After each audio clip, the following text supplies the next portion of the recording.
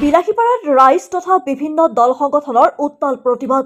বিলাসীপাড়া সমজিলা কাৰ্যালয়ৰ চৌহদত এঘণ্টীয়া অৱস্থান ধৰ্মঘট কাৰ্যসূচী পালন কৰি প্ৰতিবাদকাৰীয়ে বিভিন্ন শ্লোগানেৰে পৰিস্থিতি উত্তাল কৰি তোলে।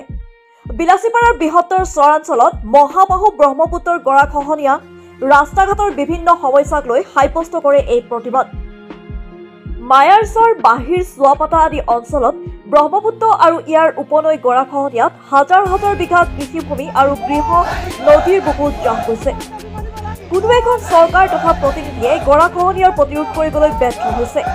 প্ৰতিবাদকাৰীসকলে বিজেপি চৰকাৰ মুৰ্দাবাদ, নদী বান্ধৰ স্থায়ী সমাধান কৰক আদি বিভিন্ন শ্লোগানেৰে উত্তাল প্ৰতিবাদ সাব্যস্ত কৰে।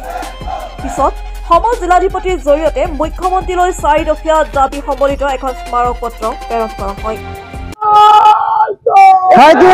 জানে যে বিলাসীপাড়া সমজিলা আয়ুক্ত কাৰ্যালয়ৰ সন্মুখতে আমি বিভিন্ন দল সংগঠন বা স্থানীয় ৰাইজৰ সহযোগিতাত আমি এখন প্ৰতিবাদী কাৰ্যসূচী গ্ৰহণ কৰিছিলো আৰু সেই অৱস্থান ধৰ্মঘটৰ জৰিয়তে আমি বিভাগীয় কৰ্তৃপক্ষক অৱগত কৰিবলৈ আমি এক ধৰ্মঘট লৈছিলো আৰু সেইটোৰ উদ্দেশ্যটো আছিল যে বিলাসীপাড়া আইবিৰ পৰা মায়াৰচৰ প্ৰথম খণ্ডলৈকে যোৱা যি ৰাস্তা, সেই ৰাস্তাৰ পথ মেৰামতৰ এটা দাবী আছিল আৰু এটা দাবী হৈছিল যে মায়াৰচৰ সপ্তম খণ্ডৰ যি নদী বান্ধৰ ব্যৱস্থা, সেই নদী বান্ধৰ ব্যৱস্থাৰ বহুদিনীয়া দাবী আমি গ্ৰহণ কৰিছিলো, কিন্তু কোনো এজন প্ৰতিনিধিয়ে এতিয়ালৈকে কোনো ধৰণৰ ব্যৱস্থা গ্ৰহণ কৰিবলৈ সক্ষম হোৱা নাই। তাৰ কাৰণে আমি আজি এই ধৰ্ণা কাৰ্যসূচী গ্ৰহণ কৰিছো।